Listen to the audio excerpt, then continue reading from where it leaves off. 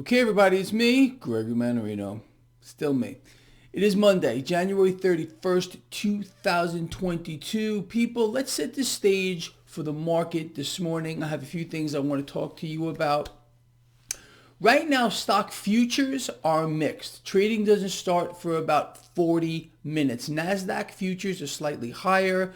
Dow and S&P futures are slightly lower. What does that mean? Well, if the bell were to go off right now, there'd be a fractional loss for the Dow, a fractional loss for the S&P 500, and a fractional gain for the NASDAQ. Okay, all well and good, lovely. Let's look over at the drivers of this market, okay? That's the key here.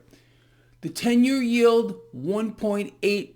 The yield curve itself, stable, no red flags. The Dixie, or the relative strength of the dollar this morning, is lower, okay? Let's look over at crude oil. Still, WTI over $87 a barrel.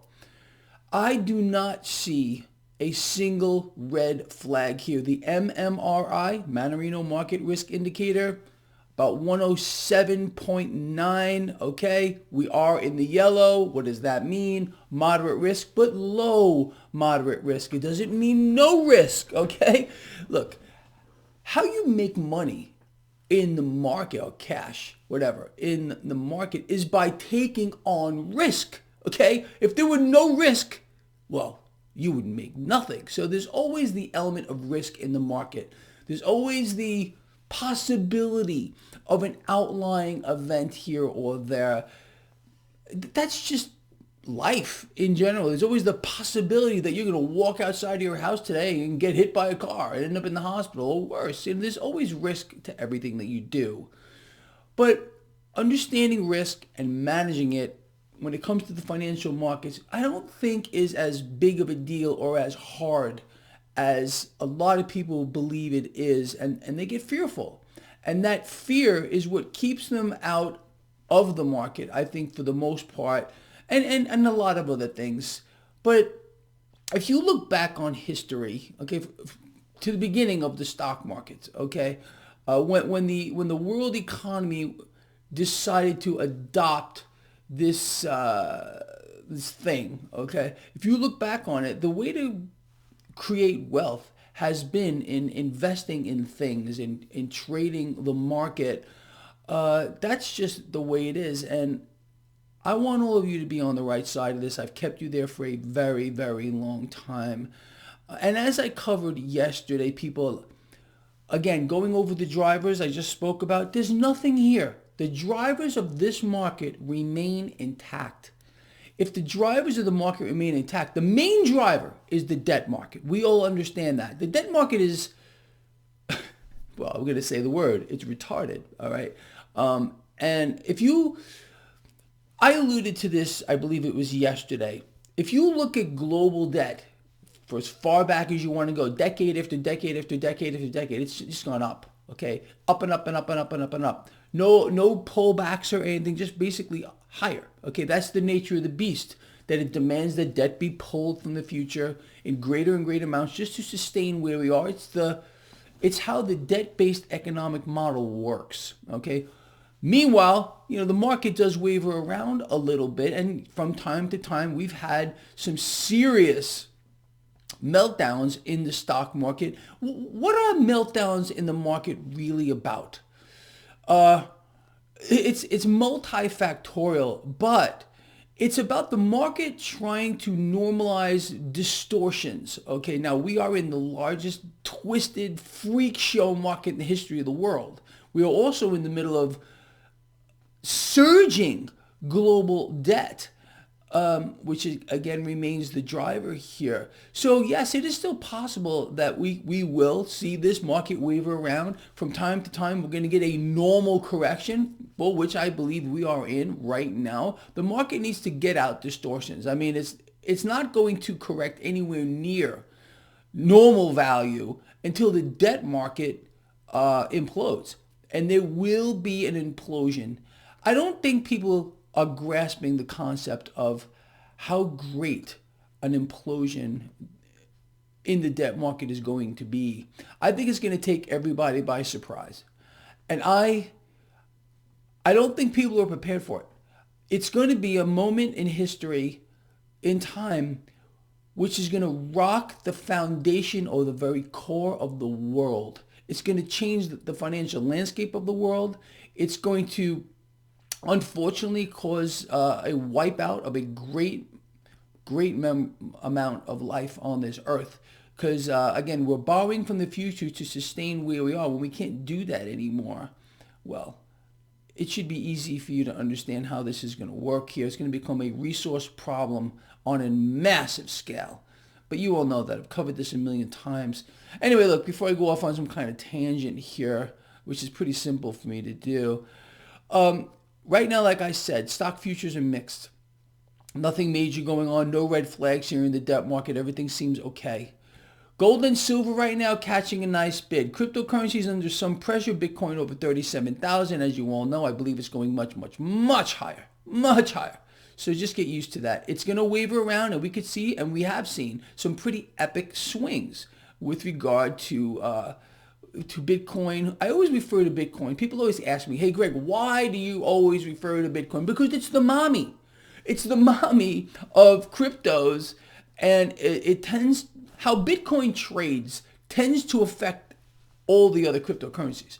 So by understanding, again, what mommy is doing, we can see what the other cryptos are doing as well, for the most part. So as I said here, a lot of volatility in cryptos. That's the way it trades, all right? It's kind of interesting to me. When people look at cryptocurrencies, they try to equate it to the stock market, okay, where generally you don't have major moves like a 50% drop, 60% drop, or gain. That's just the way it is in the crypto space. They're extremely volatile. The stock market equities, they don't tend to do that, okay? That's just the way it is, period, the freaking end. All right, let's move forward here. People, like I said, crude oil right now, WTI is about $87 a barrel. Now, if you have not seen the video that I did yesterday, my markets look ahead, I would urge you to watch it. I believe over the next 6 weeks or so, 8 weeks, we're going to see a correction here in energy. It's gone parabolic. Okay, look, you all know, I'm going to say it again. I don't pick tops. I don't pick bottoms. That's a loser's game. But I can tell you that no asset class goes straight up without a correction, henceforth, like the market. Last year, record high, more record highs than we've ever seen. Now we're getting a normal correction, and people are freaking out because they're not used to it. Okay, this is a normal correction in a market that's gone straight up. Same thing with energy, I believe. Crude, natural gas, this is going to hit the energy sector. It may weigh on the market too. I would expect it to do that. Okay. I also explained to you that we've had a substantial pullback in financials, banks. I outlined this in my newsletter, my free newsletter, link in the description of this video.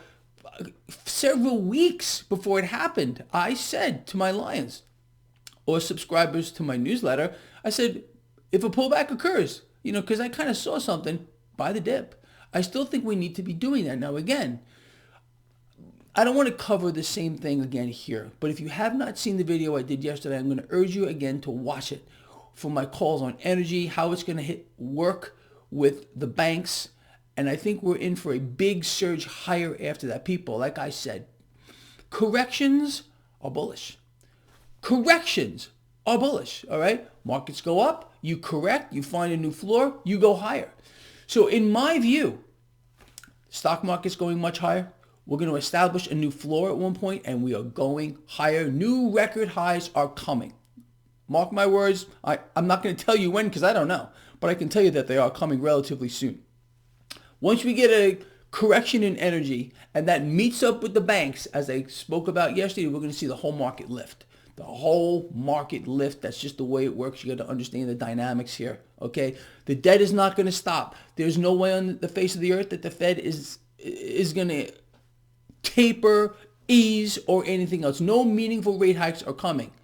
As I also said, I believe yesterday in my markets look ahead, if the Fed does not act by March, then we got to look out below. And I mean, look out below. You saw what happened. I mean, this was a no-brainer. You and I realized that if the Fed did not raise rates last week, that the market would fall. Market did.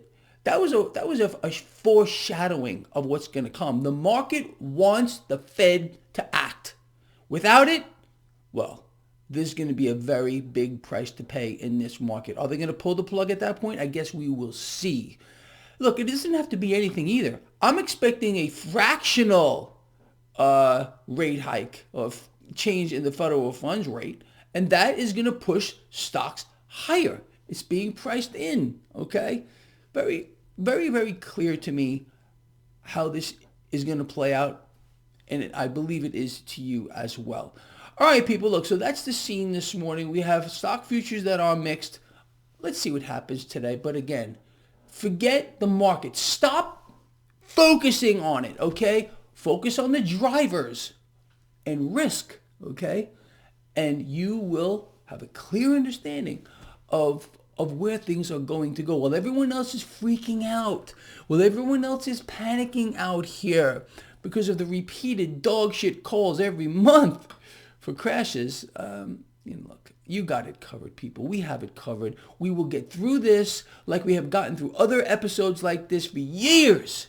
It's not going to stop. I will never, ever, ever let you down. You all know that. All right. I'm going to end this video. Love you a lot. Please share the video, and I will see you, well, later.